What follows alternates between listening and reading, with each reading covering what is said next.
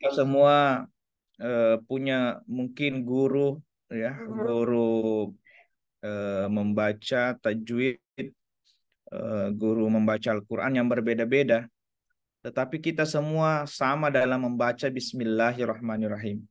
Itu artinya bahwa Al-Quran itu betul-betul qat'i, betul-betul datangnya dari Allah. La raiba fi sihhatihi, tidak ada keraguan dalam kebenarannya.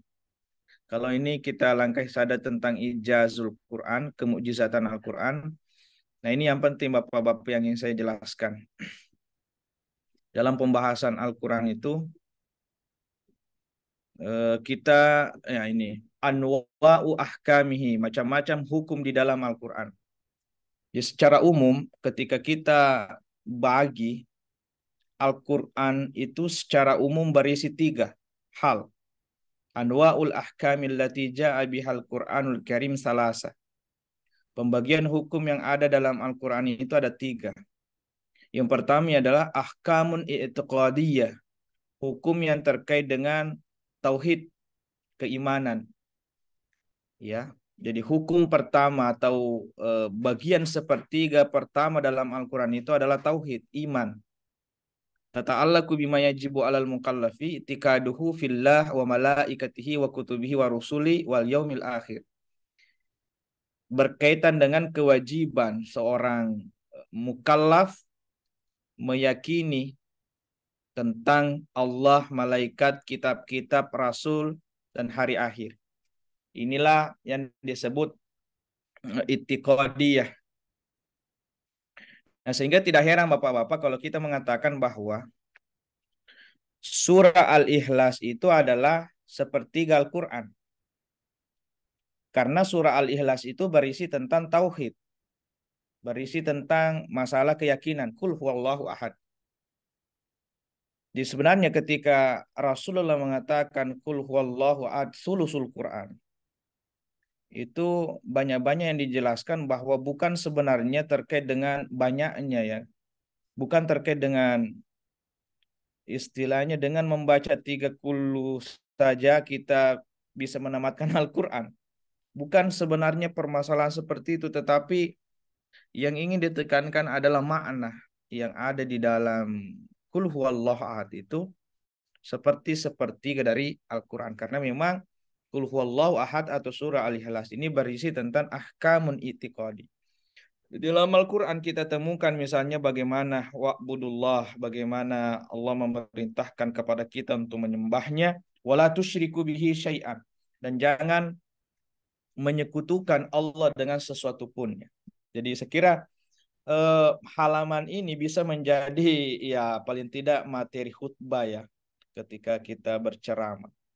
Kita mengupas tentang masalah keyakinan dulu karena ya saya ingin mengatakan bahwa banyak juga terjadi di masyarakat itu penyelewengan, ya, atau apa istilahnya. Masih banyak praktek-praktek keberagamaan, apa, tradisi-tradisi masyarakat itu yang sangat beririsan atau bersentuhan dengan tauhid.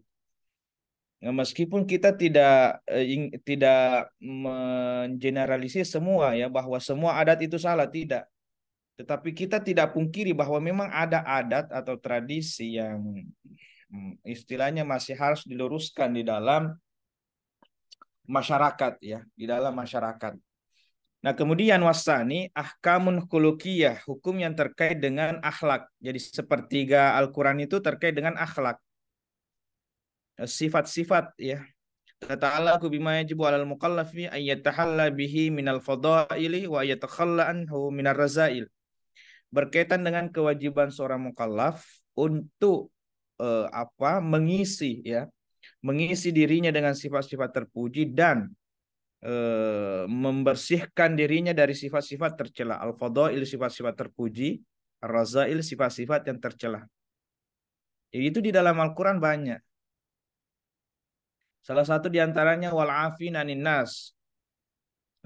Sifat yang terpuji itu memberi maaf, ya. Jadi di dalam Al-Quran itu yang salah satu amal yang paling tinggi pahalanya adalah orang yang senantiasa memberi maaf, bukannya meminta maaf. Karena yang meminta maaf itu mudah sekali ya. Pura kina galece tapa melo dampeng ya. Sabata seding ya. Ya, pura kina gau bawang tahu tapa melo dampeng. Begitu mudahnya kan, meminta maaf itu mudah sekali. Yang susah itu adalah memberi maaf, sehingga di dalam Al-Quran akhlak terpuji itu wal afina anin nas, ya, memberi maaf kepada manusia. Kemudian dijelaskan juga di dalam Al-Quran termasuk akhlak yang tercela, al fitnatu asyaddu minal qatl, ya. Fitnah itu lebih kejam daripada pembunuhan, ya, di mana fitnah ini ya sangat-sangat berbahaya, terutama dalam menjelang pemilu ini banyak fitnah-fitnah, ya. Dan tugas kita sebagai seorang mubalik, bagaimana kita bisa mencerahkan.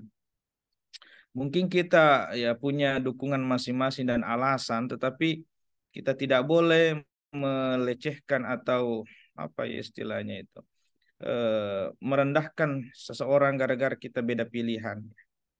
Inilah wujud kemaslahatan yang ingin kita capai dalam pemilu.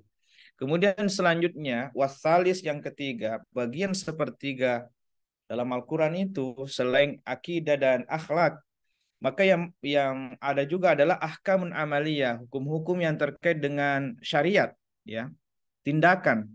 Tata'alluq bima yasduru 'anil mukallafi min aqwalin wa af'alin wa qu'udin wa tasrifat. Berkaitan dengan apa yang bersumber dari seorang mukallaf, dari perkataan dan perbuatan dan akad, ya, janji, wa tasrifat dan jual beli. Jadi wahazan naus salis wa fil Quran. Ini bagian ketiga, bagian kita fikih Al-Quran, ya. Wa huwa al-maqsudul wusul ilaihi bi ilmi usul fiqh. Dan inilah tujuan yang hendak kita capai dengan ilmu usul fiqh. Jadi ilmu usul fiqh itu masuk di sepertiga Al-Quran ini tentang syariat. Nah, kemudian hukum amaliyah itu al-ahkamul amaliyah fil Quran tantazimu nau'ain. Itu terbagi pada dua. Jadi hukum syariat di dalam Al-Quran itu ada dua. Ahkamul ibadah, hukum terkait ibadah, salat, puasa, zakat, haji, nazar, ya, sumpah.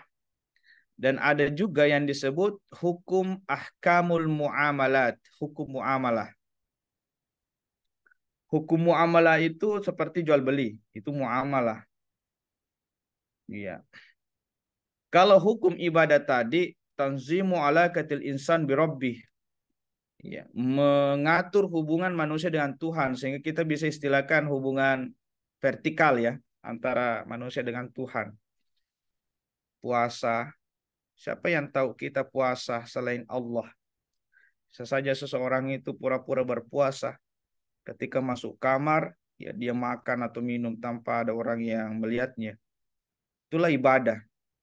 Nah, saya ingin menjelaskan Bapak-bapak bahwa salah satu prinsip ibadah itu dalam kaidah itu mungkin kita pernah dengarkan bahwa al aslu fil ibadati at-tahrim. Asal daripada ibadah itu haram atau istilahnya tidak boleh. Hatta yakumad dalilul alal ibahati. Sampai ada dalil yang membolehkan. Ini kan terkadang apa ya, seorang dai yang tidak paham kaidah itu salah mengartikan ini kaidah. Apa sebenarnya tujuan kaidah al-aslu fil ibadati at-tahrim hatta yakumad dalil al-ibahah? Kita disuruh untuk berhati-hati di dalam mengklaim atau ikut-ikutan dalam suatu ibadah yang belum pasti. Artinya ibadah itu dari sejak Nabi sampai sekarang itu, ibadah itu tidak pernah berubah. Salat itu tidak pernah berubah sampai kiamat, tetap 5 waktu saja. Sehingga kalau ada orang yang mengajarkan kepada kita, ini ada salat seperti ini, kemudian kita tidak pernah dapatkan itu sebelumnya, bahkan misalnya di Asadia atau di tempat lain kita belajar, kita tidak pernah mendapatkan itu. Nah, inilah yang disebut kita harus hati-hati. Kita harus mencari dalil. Saya ingin contohkan satu salat yang booming atau salat sunat yang booming di masa pandemi itu adalah salat utokah. Coba Bapak-bapak, apakah pernah dengar salat utokah ini? Pernah ya? Kira-kira salat utokah itu apa dasarnya? Apa sumbernya? Nah, itu perlu dipertanyakan. Karena ada mubalik kita yang menceramahkan itu. Dan apa ya keutamanya dikatakan dengan melaksanakan sholat tatkala ini kita terbebas dari penyakit ya, kebetulan kan corona, jadi banyak orang yang termotivasi ya, dan kita terjerat hutang, apa kita terlepas dari jeratan hutang, itu kan banyak orang ya, kehilangan pekerjaan karena pandemi. Masalahnya di sini pertanyaannya apa dasarnya? Siapa tahu ada yang ingin menjelaskan ini supaya kita bisa diskusi-diskusi sedikit. Salat utakah.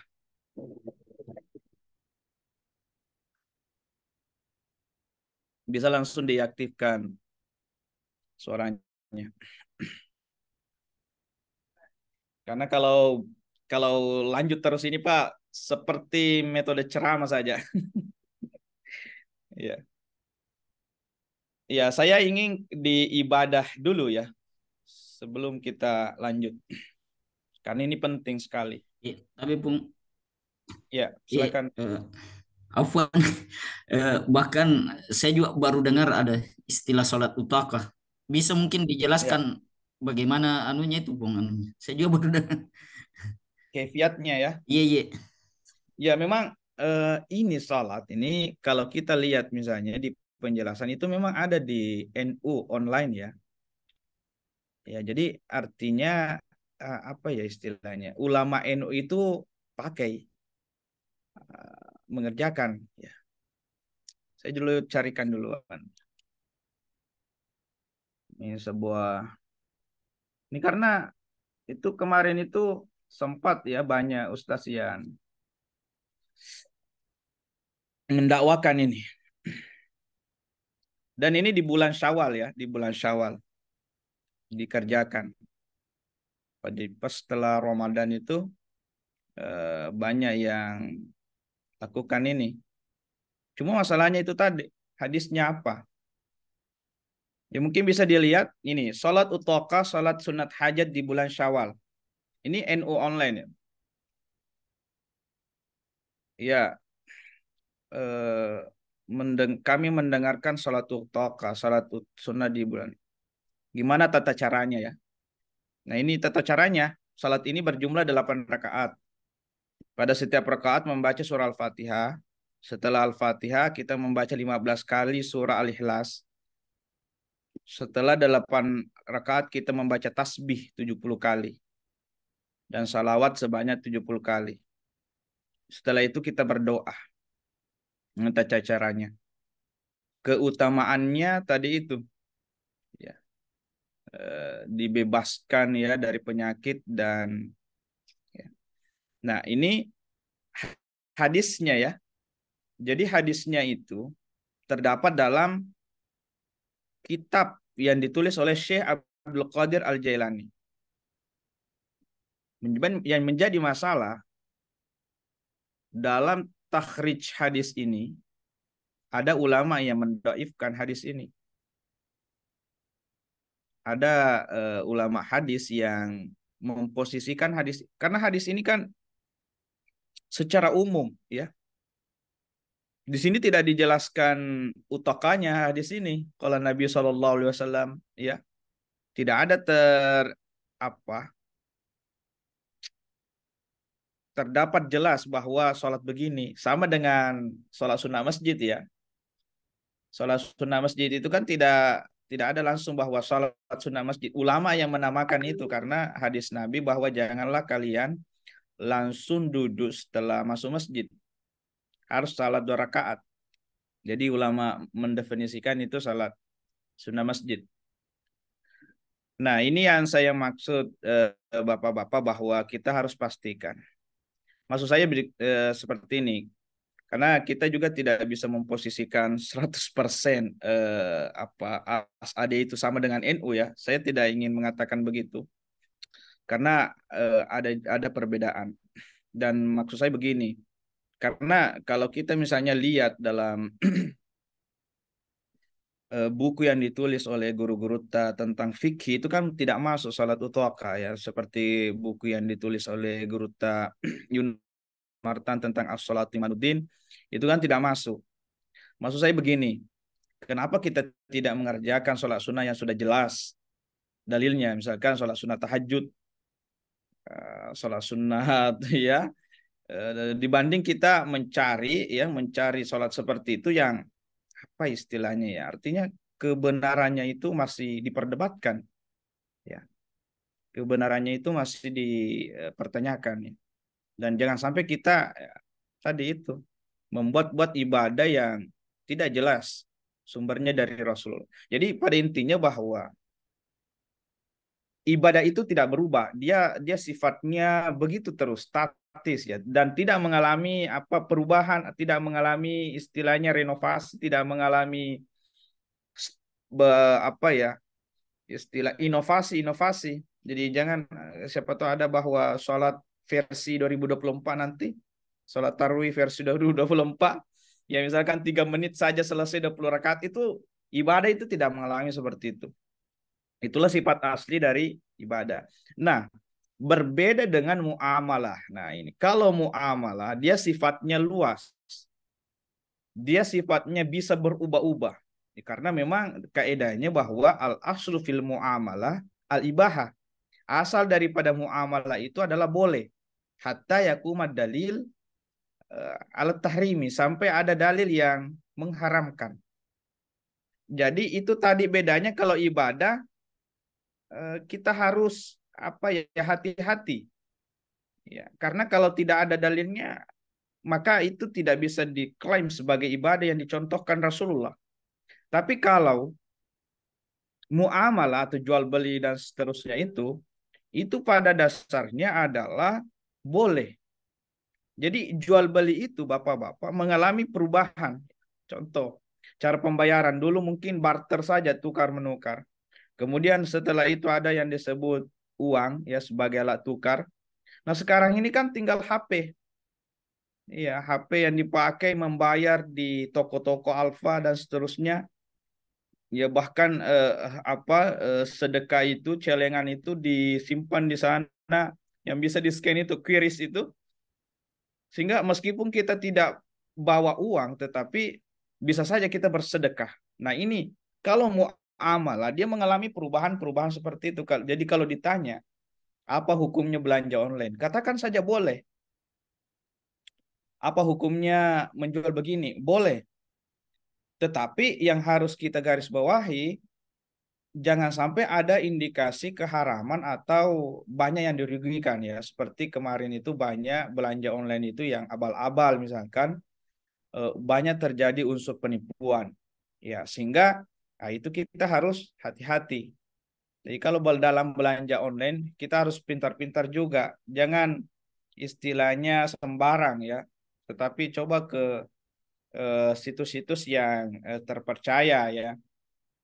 Itu salah satu tipsnya. Kemudian kalau belanja online, bapak-bapak nggak usah belanja online dengan barang yang mudah ditemukan di dekat rumah atau dijual yang bisa kita jangkau. Jadi kita belanja online itu adalah memang apa barang-barang yang tidak ada di kampung tak. Misalnya tidak ada di Tenggara, tidak ada di Makassar, tetapi kita sangat butuh barang itu, silakan belanja online. Seperti misalnya kalau kita sebagai pelajar, kitab-kitab ya. Kalau saya banyak sekali belanja online tentang kitab, karena jangankan di Sengkang, di Makassar saja kurang kitab-kitab seperti itu. Jadi kita artinya betul-betul hati-hati dalam hal ini. Nah, kemudian sebelum kita rehat sejenak untuk ya, mungkin ada pertanyaan-pertanyaan. Pada mulanya bahwa muamalah itu satu saja ya, jadi dua saja istilah ibadah. Kalau bukan ibadah berarti itu semua adalah muamalah. Itu pada intinya. Tetapi sekarang itu waqad tanawwa'at al-ahkamul muamalati bihasabi ma tata'allaqu bihi wa ma yaqsudu biha ilal anwa'il atiyah. Muamalah itu sekarang itu sudah berkembang dengan istilah-istilah baru seperti pertama ahkamun akhwalus sahsiyah, hukum yang terkait dengan keluarga. Ya, jadi akhwalus sahsiyah ini tentang keluarga.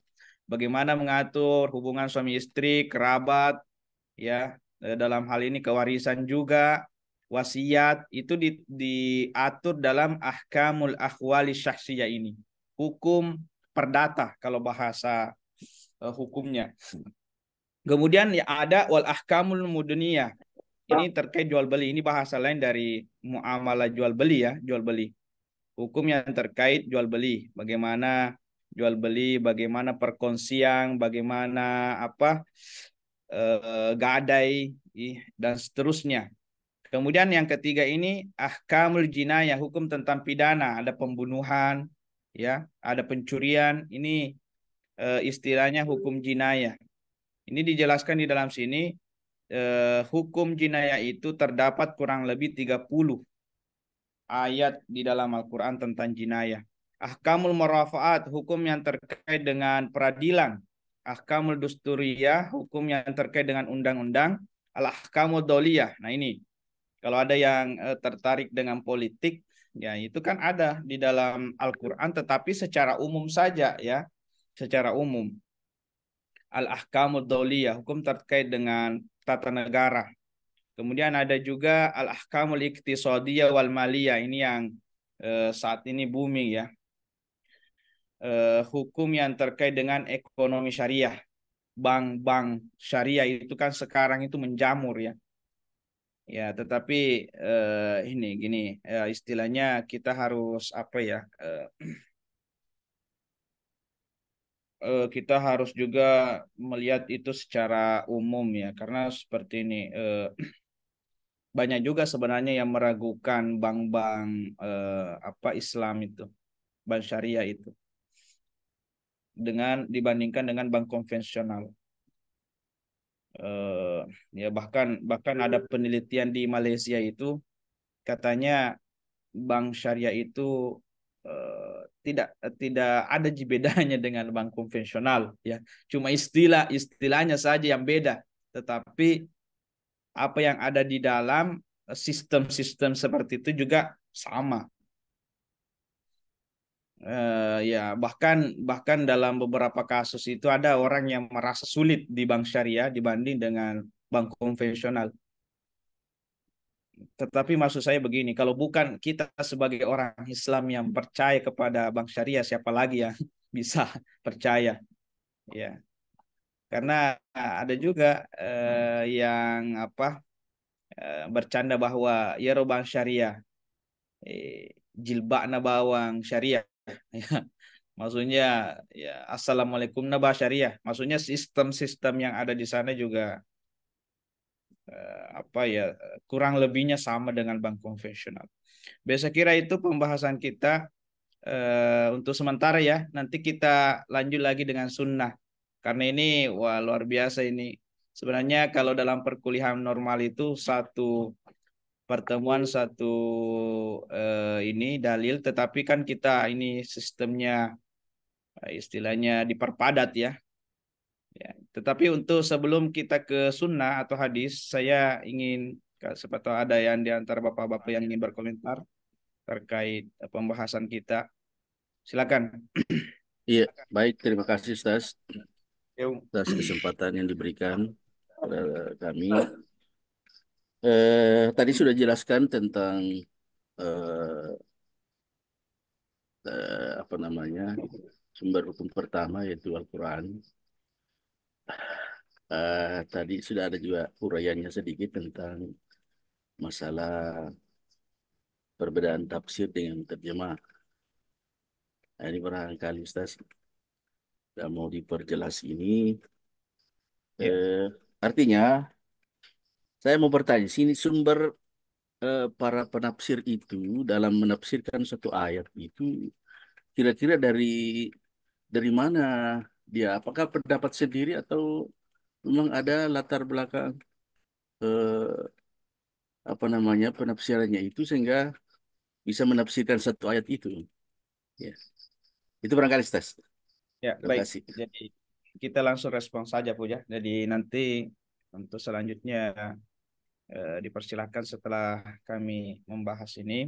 Ya, jadi memang penting Pak dalam pembahasan ini terkait tafsir juga ya, karena iya Al-Quran itu kita tidak bisa pahami ya secara terjemah saja ya, sehingga banyak banyak penjelasan dari Guru bahwa ketika kita mempelajari Al-Quran dengan terjemah saja itu sangat dangkal dan jangan sampai kita salah dalam mengartikan.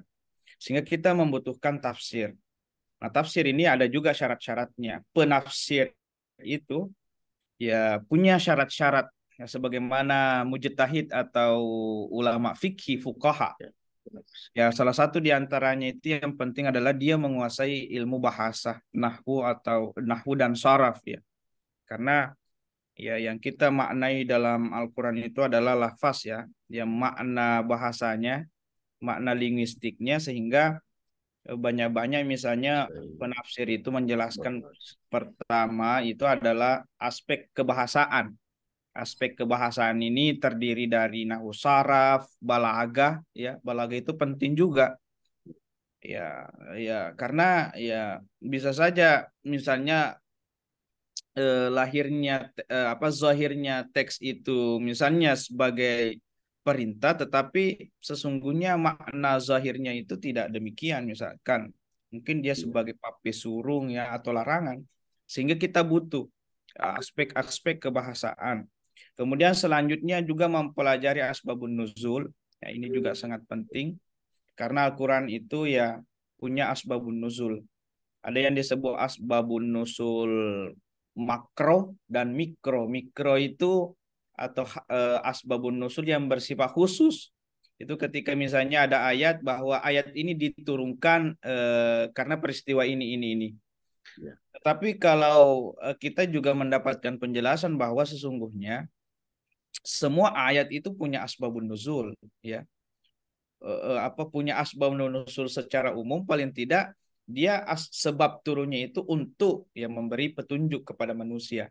Itu asbabun nusul secara umum yang Secara umum. Ya. terkadang dijelaskan oleh anak-anak kita yang ikut ya musabakah tilawatil Quran ya misalnya kalau ditanya Ya. oleh juri apa asbabun nusulnya ini ya kalau misalnya dia tidak apa menjangkau itu dia cuma katakan bahwa asbabun nuzulnya secara umum ya, sebagai petunjuk ya, Sebagai bagi petunjuk ya. manusia. Nah, kemudian selain itu ternyata penafsir itu juga sangat dipengaruhi oleh kondisi sosial politik ya di dalam penafsiran ya. Seperti misalnya eh, apa kitab Fi Zilalil Quran atau yang ditulis oleh Said Qutb itu karena Said Qutb berada pada masa perjuangan pada waktu itu maka rata-rata dalam menafsirkan ayat-ayat tentang peperangan tentang politik ya seperti itu dia mengaitkan dengan kondisi yang terjadi pada masanya. Artinya penafsir itu juga sangat Dipengaruhi. ya dipengaruhi oleh kondisi sehingga misalnya kalau kita ya kita tidak apa-apa mengoleksi penafsir yang misalnya dari Arab, tetapi bagus juga kita membandingkan misalnya tafsiran-tafsiran yang ditulis oleh ulama kita di Indonesia ya seperti Quraish Shihab, Prof. Quraish Shihab, Buya Hamka atau kita ke tafsir lokal atau yang berbahasa Bugis yang ditulis oleh Guru Daud Ismail. Ya itu tafsir yang khusus ya di daerah Bugis. Jadi itu dipengaruhi juga Pak sama kondisi. Selain itu juga mereka membutuhkan juga misalnya pendekatan fikih ya dalam menafsirkan Al-Quran, memerlukan juga pendekatan-pendekatan itu tadi bahkan sampai kepada tasawuf ya sehingga ada yang disebut corak penafsiran tasawuf. Jadi bagaimana Al-Quran itu ditafsirkan dengan menggunakan pendekatan tasawuf. Yaitu itu kan itu juga disebut sebagai tafsir teosofi yang sementara ini juga digarap oleh Andre Guruta Ketua Umum As'adiyah karena ketertarikannya menafsirkan Al-Quran dengan menggunakan metodologi tasawuf. Jadi dipengaruhi juga dengan pendekatan-pendekatan menurut apa yang dianggap kuat dari mufassir itu.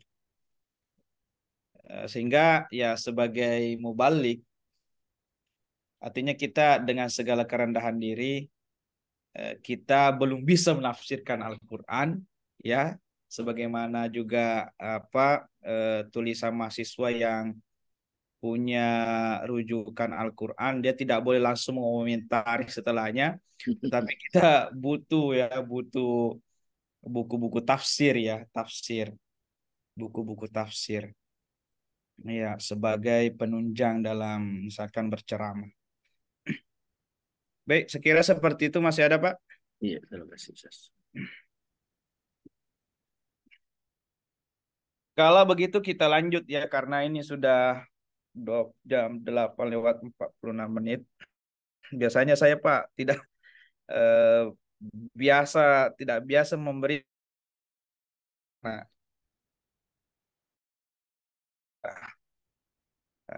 kemudian kita lanjut kepada sumber hukum kedua.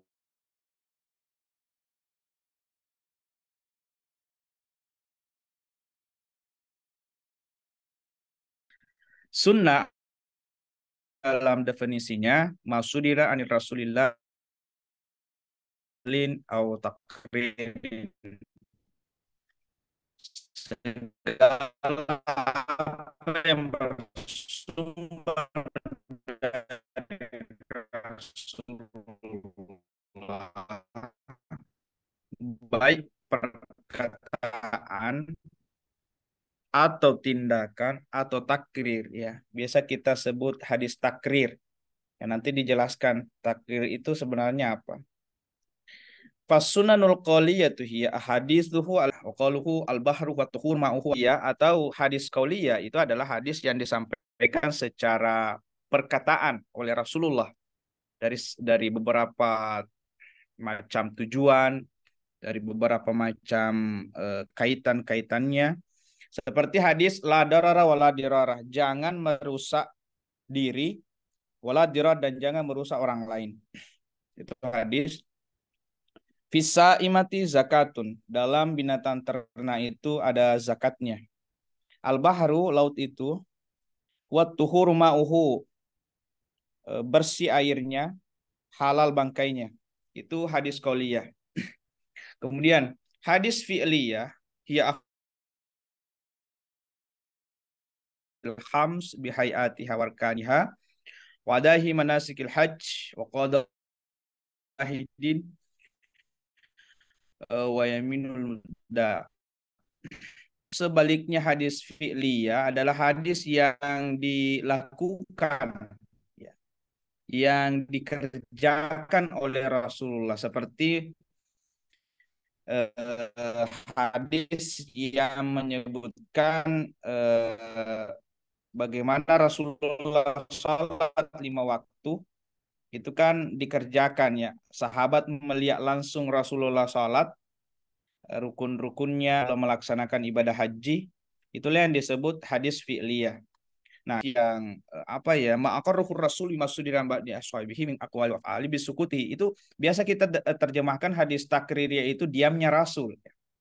Kenapa? Karena Rasul itu tidak melarang dan juga tidak memerintahkan ya, sehingga itu posisinya ya tidak ada persetujuan dari Rasulullah dan tidak ada juga pengingkaran dari misalnya hal itu. Sehingga bisa kita contohkan ya, kalau di dalam bacaan ini dicontohkan ada 2 sahabat ya yang tidak mendapatkan air, kemudian lantas bertayamum, kemudian sholat. Nah, setelah mereka keduanya ini sholat, ya saat sholat itu hujan, otomatis airnya sudah terpenuhi. Satu orang yang mengulangi, satunya tidak. Kemudian mereka keduanya ini memperhadapkan kepada Rasulullah. Rasulullah mengatakan bagi orang yang tidak mengulangi sholatnya ini sah. Kemudian bagi orang yang mengulangi 2 kali sholat ini baginya 2 pahala.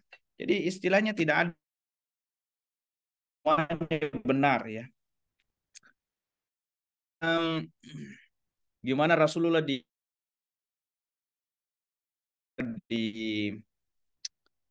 di luar Mekah itu dengan budaya yang berbeda. Pada saat itu Rasulullah disuguhkan makanan biawak ya, biawak. Yang merupakan makanan apa ya istilahnya? Yang merupakan makanan khas misalnya dari apa kampung itu. Tapi masalahnya di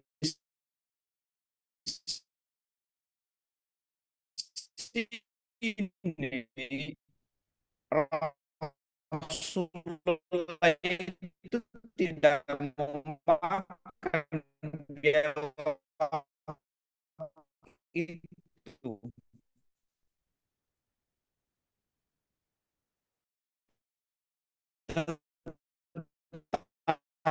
Tapi juga tidak melarang sahabatnya untuk makan. Tidak ada teguran dari Rasulullah. Nah sehingga fikihnya itu, hukumnya itu ulama berbeda. Ada ulama yang mengatakan boleh memakan biawak karena Rasulullah tidak melarang ya. Rasulullah tidak memakan hanya tidak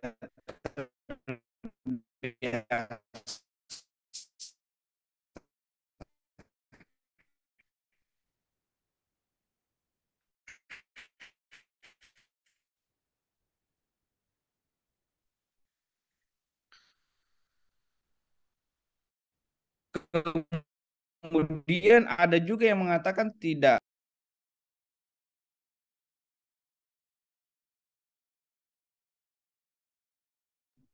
Kayaknya jaringan kayaknya ini tadi.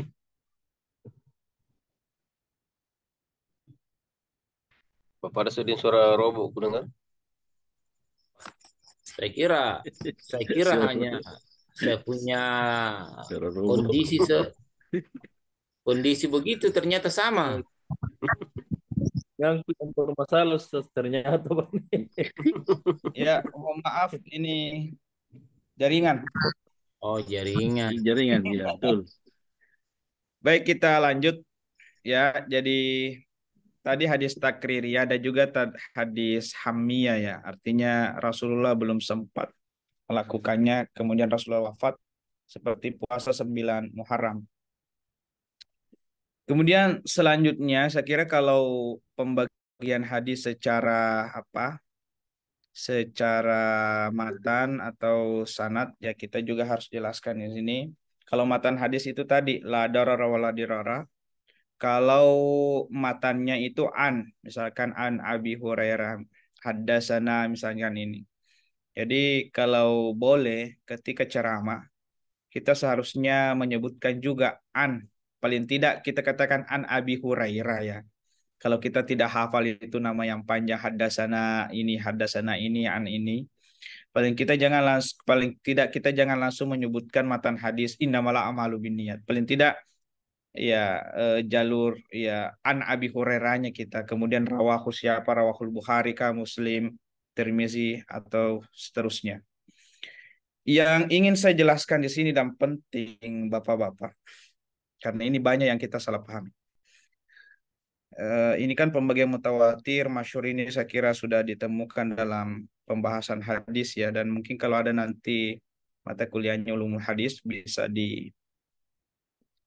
di situ. Nah ini, malaisa tasyri'an min aqwalir rasuli wa af'alihi. apa yang bukan syariat dari perkataan Rasul dan tindakannya. Jadi pembahasan ini sebenarnya menandaskan bahwa teman-teman kita yang selalu mengatakan pokoknya dia apa ya istilahnya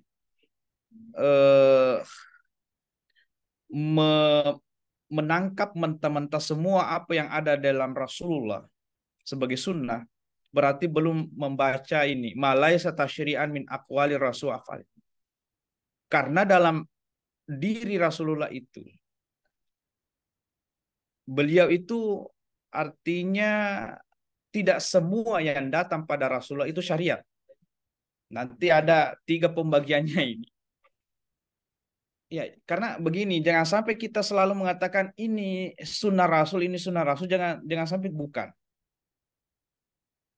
Karena ini malaysa tasyri'an min aqwali Rasul af'alihi. Apa yang bukan syariat dari perkataan Rasul dan tindakannya. Jadi ada beberapa hal yang sesungguhnya itu bukan syariat. Pertama, fama sudira anhu bi muqtadat tabi'iyatul insaniyah min qiyamin wa qudin wa masya wa naumin wa aqlin wa syarbin falaysa tarsyi'an. Apa yang bersumber dari Rasulullah yang berkaitan dengan tabiat kemanusiaan seperti berjalan, duduk, ya tidur, makan, minum, itu bukan syariat. Maksudnya begini, jangan sampai kita memaksakan diri agan Andre Nabita ya tova Romelo Yandre karoma oki paksa katutu mandre karoma laisa tasyri'an, itu bukan syariat. Kalau adab-adabnya silahkan, adab-adab makan itu adalah akhlak ya, atau adab dalam makan, adab minum itu anjuran Rasulullah. Tetapi kalau yang maksud saya yang diminum Rasulullah adalah air Zam-Zam, ya dengan keterbatasan kita itu farlomelo diinum, ini bukan syariat ya. Ya, karena itu tentang tabiat kemanusiaan, dan tabiat kemanusiaan kita dengan Rasul itu berbeda. Rasul itu Arab, kita Indonesia. Kita tidak boleh memaksakan juga. Kita tidak boleh memaksakan itu. Meskipun misalkan ada hal-hal yang menjadi sunnah, misalkan kalau tidur, ya posisi tidurnya Rasulullah begini, mau tidur begini, setelah tidur apa yang dibaca, itu silakan. Tetapi kalau apa yang diminum, apa yang dimakan oleh Rasulullah, itu laisa tasyri'an. Itu tabiat kemanusiaan yang pertama. Kemudian, famasudira anhu bi muqtadal khabratul insaniyah min ya al-khas wa tajarib fi syu'uni dunyawiyah min ittijari aw zira'ah aw tanzimi jaishin aw tadbiri harbin aw wasfi dawa'il marda aw amsilati haza falaysa tasyri'an aidan li'annahu laysa sadiran anir risalatihi. Apa yang bersumber dari Rasulullah itu tentang berita kemanusiaan, seperti urusan-urusan keduniaan, seperti bersawah, ya, kemudian menyusun strategi perang, menyusun pasukan, obat bagi orang sakit, itu bukan syariat juga. Karena ini bukan bersumber dari risalahnya Rasul. Maksudnya begini, taruhlah kita mengatakan pada masa Rasulullah yang dijadikan alat berperang itu adalah pedang. Milotoki makada itofaro, ini sunnah pakai pedang. Nah, pakai senjata mana tahu? Ya, sekarang ini orang pakai senjata. Tapi melo irampu pedangnya na tembak nih tahu? Ya. itu maksudnya ya. Jadi nomor kedua ini tentang perkembangannya. Jadi kita harus melihat juga situasinya. Sehingga itulah yang saya katakan tadi ya. Itu kan banyak yang tidak mau pakai mobil karena katanya tidak ada pada zaman Rasulullah kan. Iya kan seperti itu. Nah, termasuk juga begini. Obat-obatan juga ya. Dena lo minum ya obat tablet, obat cair digaga pada masa Nabi. Ya tumbuh-tumbuhan bawah, meskipun kita tidak pungkiri bahwa penting juga itu obat yang verbal itu, tapi kita tidak boleh mengesampingkan Misalnya kendaraan pada masa perang Rasulullah itu kan kuda. Ya, milotopi apa kalau dipakai? Nah, sekarang orang itu Israel itu berperang dengan pakai tank, ya. Ya, pokoknya dilindungi semua itu kemudian disertai senjata. Nah, kita harus mengalami juga perkembangan begitu. Nah, di sini ada kisah Rasulullah itu pernah berjalan ya, berjalan di pemukiman Muslim. Kemudian Rasulullah itu mendapati seorang petani yang melakukan pertanian kurma itu dengan cara at-takbir. At-takbir itu artinya mengawinkan ya, mengawinkan kurma itu. Sehingga inilah yang selalu dipakai ya.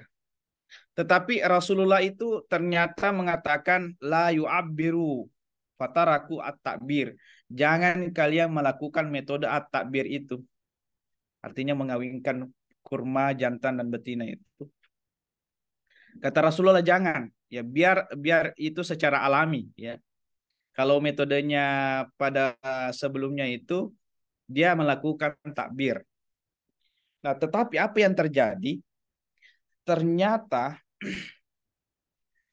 Ternyata ketika petani itu semua mengikuti apa yang diperintahkan Rasul untuk meninggalkan at-takbir itu, ternyata hasil panen mereka gagal. Hasil panen mereka gagal. Kemudian disitulah Rasulullah kembali mengatakan abiru, silahkan lakukan kembali metode takbir itu. Antum a'lamu bi umuri dunyakum. Engkau lebih mengetahui urusan-urusan duniamu. Jadi maksudnya begini,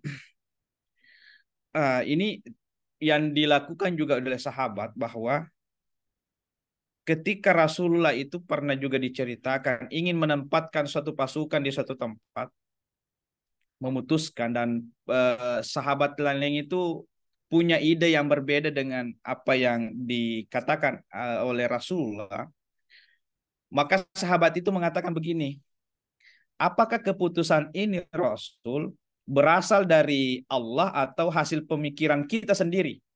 Kemudian Rasulullah mengatakan ini berdasarkan ijtihad saya sendiri. Maka terkadang sahabat mengatakan kalau kami begini, lebih baiknya di sini.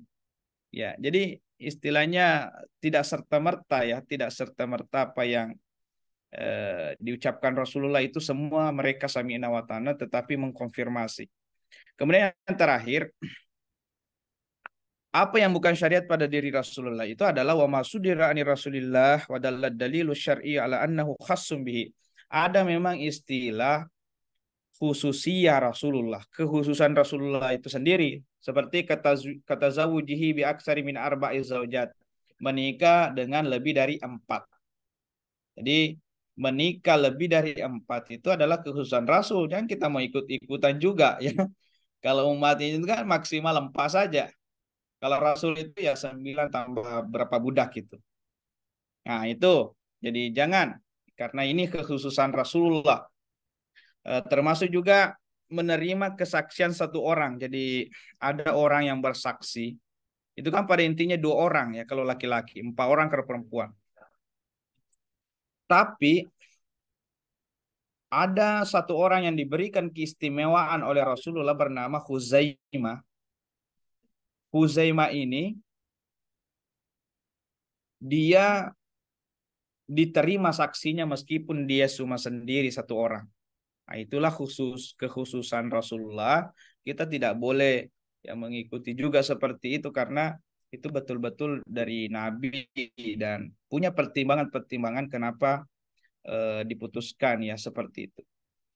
Baik, saya kira cukup untuk materi sunnah ini ya. Mudah-mudahan kita bisa berbagi, berdiskusi terkait sunnah atau hal-hal yang bisa kita temui atau pertemukan dalam kita diskusikan dalam pertemuan ini. Kira ini materi terakhir ya sebelum kita tutup.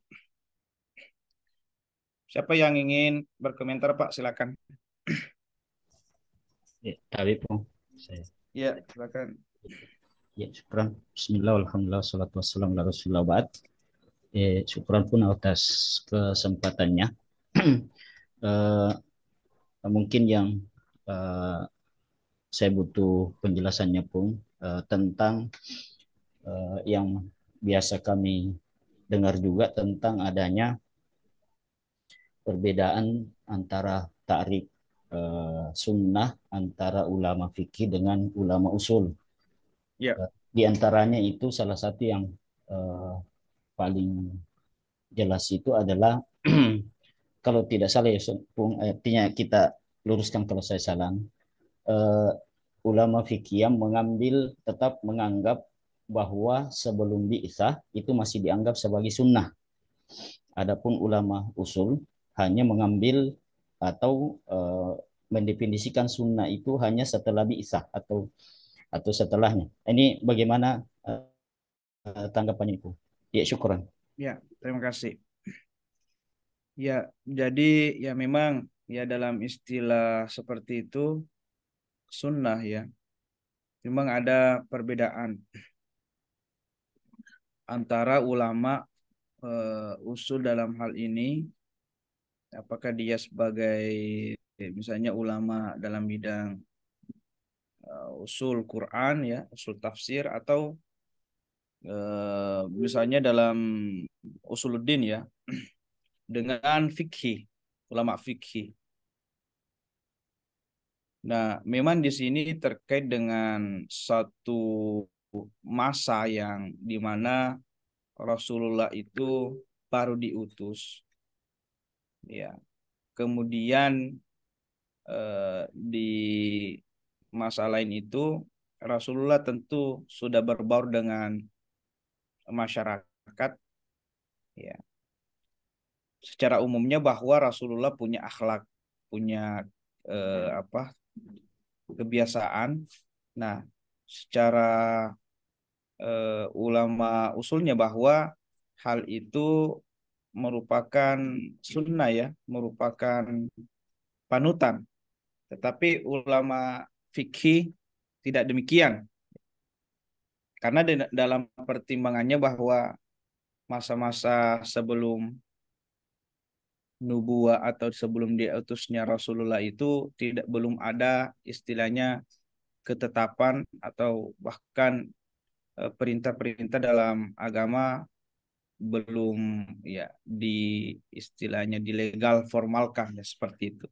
Jadi memang ada perbedaan seperti itu Pak. Pada intinya terkait dengan waktu ya, apakah setelah diutusnya Rasulullah atau tidak.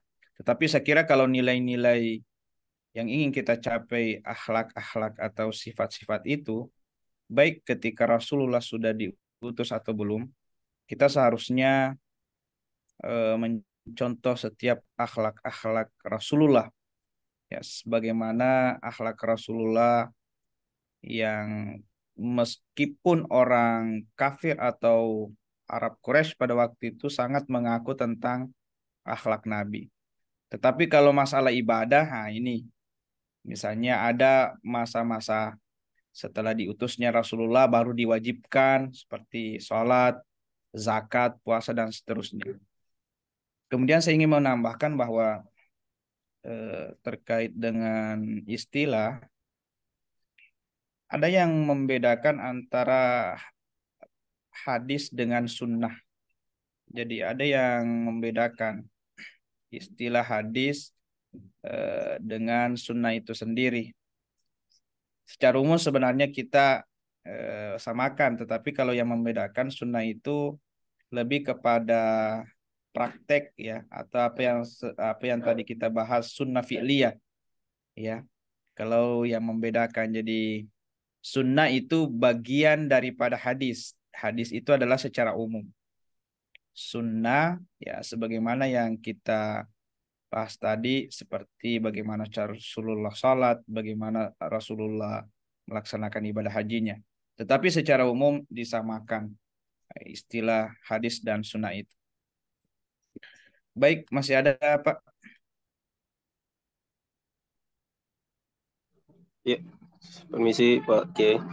Akan Pak Hizbullah. Ya, makasih atas kesempatan yang diberikan. Yang ingin saya tanyakan Pak Kiai tentang permasalahan tentang maslahah mursalah. Mursalah. Maslahah mursalah. Kalau ya. Seperti apa contoh-contohnya tentang maslahah mursalah ini? Ya. Salah satu model kasus yang pernah kami temui di Ya. waktu masih sekolah dulu, ada yang namanya bayi cloning. Bayi cloning itu mau menggandakan bayi. Apakah itu masuk dalam kategori maslahah mursalah, Pak Kiai? Terima Ya. kasih, Pak. Baik, Assalamualaikum. terima kasih Pak. Jadi ini nanti pembahasannya di dalil yang diperselisihkan ya, tetapi tidak apa-apa kita bahas sedikit. Nah, ini Pak di dalil ke-6 ad-dalilus sadis al-maslahatul mursalah. Ya, saya ingin menjelaskan dulu bahwa maslahat itu ada 3. Sebenarnya kalau saya 2 saja. Maslahat itu yang secara umum ada yang disebut maslahatul mu'tabarah. Maslahat itu kan kebaikan. Al-maslahatul mu'tabarah itu artinya kemaslahatan atau kebaikan yang disebutkan langsung dalam Al-Quran. Jadi Al-Quran atau hadis menyebutkan langsung kemaslahatannya. Ya, seperti kenapa disyariatkan kisas, itu kan kemaslahatannya untuk menjaga kehidupan manusia. Karena kalau tidak ada kisas, orang akan baku saling membunuh. Ya, itu kemaslahatan yang terdapat dalam Al-Quran. Sehingga ini yang disebut al-maslahatul mu'tabarah. Nah, kalau kita masalahnya ini al-maslahatul mursalah, sebagaimana yang ditanyakan tadi, ini posisinya al-maslahatul mursalah ini dia kemaslahatan, tetapi tidak disetujui atau tidak diingkari oleh nas Al-Quran maupun hadis. Jadi dia sifatnya mutlak. Al-Quran tidak mempunyai dalil untuk menetapkannya, juga tidak mengingkarinya. Tetapi tujuan daripada hal-hal yang termasuk dalam maslahatul mursalah ini sesuai dengan Al-Quran atau hadis. Seperti kalau saya contohkan masalah kontemporernya yang adalah lampu lalu lintas. Lampu lalu lintas itu kan tidak ada secara langsung perintahnya dari hadis, ya. Tetapi tujuan daripada lampu lalu lintas itu keamanan, jangan sampai terjadi kecelakaan. Itu sangat sesuai dengan Al-Quran, di mana Al-Quran melarang kita untuk menjerumuskan atau melarang kita untuk berada dalam kemudaratan. Jadi masalahnya adalah maslahatul mursalah seperti itu. Ada juga yang disebut maslahah mulghah, kemaslahatan yang ditolak, tetapi ini cuma istilah ya. Maksud saya yang mendalami maslahat itu sebenarnya tidak menerima istilah maslahah mulghah ini. Karena bertentangan. Kalau kemaslahatan ya terima, tidak mungkin ditolak. Kalau ada unsur penolakannya berarti itu bukan maslahat. Sama Pak dengan istilah hadis maudu'i ya, hadis palsu. Apakah itu hadis atau bukan? Ya, bukan hadis ya, karena palsu. Tapi kenapa kita mengartikan lagi hadis maudu'i? Ya, jadi itu istilah saja. Nah, kalau saya ingin menjelaskan tentang bayi cloning tadi, ini butuh apa istilahnya? Butuh waktu yang panjang ya untuk menjelaskan apa dari awalnya. Tetapi pada intinya, kalau memang bayi cloning itu punya maslahat, ya bisa digolongkan sebagai al-maslahatul mursalah. Tetapi dalam menggolongkan menetapkan kemaslahatan itu kita butuh proses ya. Dari mana kemaslahatannya ini datang? Jangan sampai misalnya bayi cloning ini hanya menimbulkan kemudaratan. Ya. Misalkan tidak jelasnya identitas atau keturunan dari seseorang gara-gara adanya cloning ini. Artinya garis keturunannya sudah tidak ya bisa dipastikan lagi, ya. Karena kan termasuk hal yang penting untuk kita jaga itu apa yang dijaga oleh pernikahan itu kan untuk memastikan keturunan.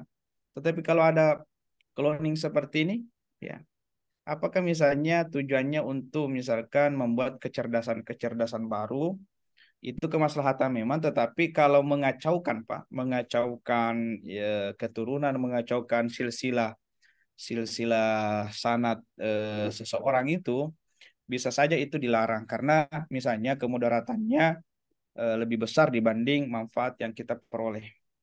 Sama kira-kira Pak dengan boykot produk Israel ini. Kita harus mempertimbangkan ya mudarat maslahatnya ya. Kalau kemaslahatannya oke lah, merupakan misalkan bentuk kepedulian kita dengan diboykotnya itu bisa apa ya istilahnya melemahkan ya dari satu sisi. Tetapi masalahnya Pak jangan sampai mudarat itu jauh lebih besar kerugian. Banyak orang yang apa kehilangan pekerjaan. Otomatis kehidupannya terancam. Jangan sampai kemaslahatan yang kita hendak capai itu menghasilkan kemudaratan yang jauh lebih besar. Karena ada informasi bahwa produk Indonesia juga mau diboikot. Nah, bagaimana kalau seperti ini? Ya. Jadi ya pada intinya di maslahatul mursalah itu kita mempertimbangkan mana kemaslahatan yang lebih kuat, mana kemaslahatan yang bersifat umum, itulah yang kita dahulukan daripada kemaslahatan yang hanya bersifat dugaan, kemaslahatan yang bersifat khusus. Baik, saya kira seperti itu untuk malam ini.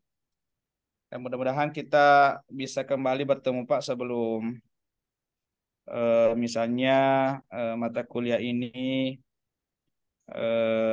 pas atau semester ini berakhir karena kalau tidak salah semua punya kesempatan untuk 2 kali ya. Apa istilahnya 2 kali pertemuan tapi misalkan 2 minggu ke depan atau 1 bulan yang akan datang kita bisa lagi dan mungkin kalau ada waktu saya ke Tenggara karena banyak juga keluarga pun di sana di Ngapa itu. Ya, bagusnya kalau jalan-jalan ke sini. Di Batunong itu banyak keluarga Pak. Batunong Lapai. Ya. Orang Lapai bilang itu ya seperti Aji Sise itu kan keluarga. Ini dia orang ngapa itu? Pengurusnya masih ngapa? Ya, insyaallah. Baik, saya kira cukup, Bung. Makasih banyak. Ya, Assalamualaikum. Ya, sekian. Wabillahi taufik wasada. Assalamualaikum warahmatullahi wabarakatuh. Waalaikumsalam warahmatullahi wabarakatuh.